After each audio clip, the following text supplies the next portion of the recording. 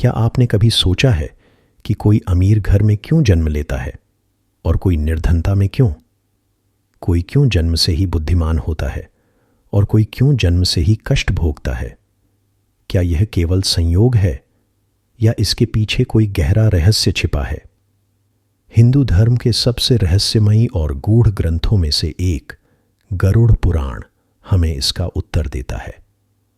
गरुड़ पुराण कहता है, जैसा कर्म वैसा जन्म। हम जो करते हैं वही हमें मिलता है। जो हम आज बोते हैं वही कल उगता है। यह केवल एक कहावत नहीं, बल्कि एक दिव्य सत्य है, एक नियम जो इस जीवन को नहीं, कई जन्मों तक चलने वाले चक्र को नियंत्रित करता है। गरुड़ पुराण के अनुसार मृत्यु के बाद आत्मा शरीर छोड़ देती है, पर उसके कर्म उसका पीछा नहीं छोड़ते। वही कर्म उसे अगला जन्म दिलाते हैं, किसी पशु रूप में, किसी मानव रूप में या किसी दिव्य लोक में।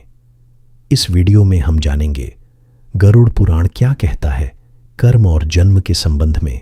कौन से कर्म हमें अगले जन्म में दुख या सुख दिलाते हैं और कैसे हम अपने कर्मों को सुधार कर एक श्रेष्ठ जन्म पा सकते हैं। तैयार हो जाइए एक ऐसी यात्रा पर जाने के लिए जो आपके जीवन को बदल सकती है। श्लोक गरुड़ पुराण।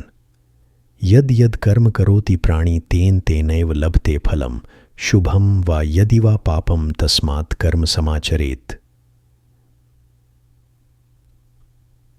प्राणी जैसा जैसा कर्म करता है उसे वैसा वैसा ही फल प्राप्त होता है। चाहे वह शुभ कर्म हो या पाप, उसी के अनुसार फल और जन्म मिलता है। अतः मनुष्य को सोच समझकर कर्म करना चाहिए। यह श्लोक स्पष्ट करता है कि ईश्वर हमारे कर्मों का हिसाब बहुत सूक्ष्मता से रखते हैं। यदि हमने किसी को दुख दिया तो अगली बार वही दुख किसी न किसी रूप में हमें मिलेगा।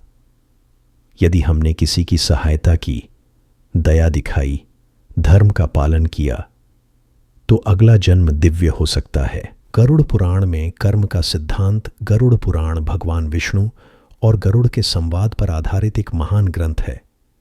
इसमें मृत्यु के बाद आत्मा की यात्रा, यमलोक की प्रक्रिया और पुनर्जन्म की स्थितियों का विस्तृत वर्णन है। इसका मुख्य सिद्धांत यही है, कर्म के बिना कोई जन्म नहीं होता।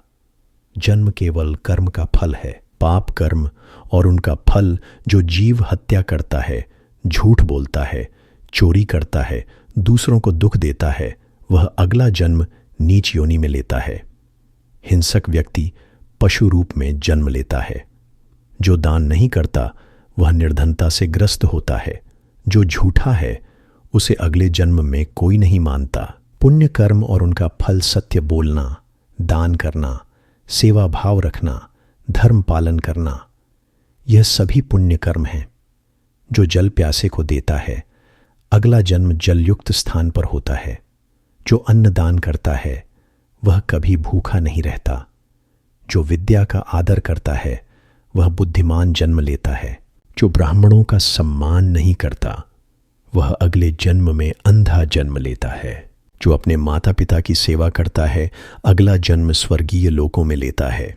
जो स्त्रियों का शोषण करता है वह अगले जन्म में रुग्ण या अपाहिज बनता है। कर्म का गोपनीय खाता गरुड़ पुराण कहता है, सर्व कर्माणि लिख्यन्ते चित्रगुप्तस्य लेखके। मनुष्य के सभी कर्म चित्रगुप्त द्वारा यमलोक में लिखे जाते हैं। यानी हमारे हर अच्छे बुरे कर्म का एक ईश्वरीय लेखा जोखा रखा जा रहा है। मृत्यु के बाद यही हमारे अगले जन्म का कारण बनता है। अब प्रश्न उठता है, हम क्या करें? 1. अपने कर्मों को सुधारें, सोच समझकर निर्णय लें। 2. दूसरों को दुख न दें, सभी प्राणियों में परमात्मा को देखें। 3. धर्म का पालन करें, सत्य, सेवा, करुणा और दया हमारे मार्गदर्शक बने। गरुड़ पुराण हमें चेतावनी देता है, यह जीवन एक अवसर है। यदि आज नहीं सुधरे तो अगला जन्म आपकी इच्छा से नहीं होगा। इसलिए अभी समय है अपने कर्म सुधारने का, अपने जीवन को पुण्य से भरने का। क्योंकि कर्म कभी माफ नहीं होते, कर्म लौट कर आते हैं और जन्म बनते हैं। तो सोचिए, आप अगले जन्म में क्या बनना चाहते हैं? जैसा कर्म वैसा जन्म, पुण्य कर्म आश उत्तम जन्म, पाप कर्म पाश दुखमय जन्म। चित्रगुप्त सब लिखते हैं, अगला जन्म आज के कर्मों से तय होता है। कर्मों का हिसाब कभी नहीं चूकता।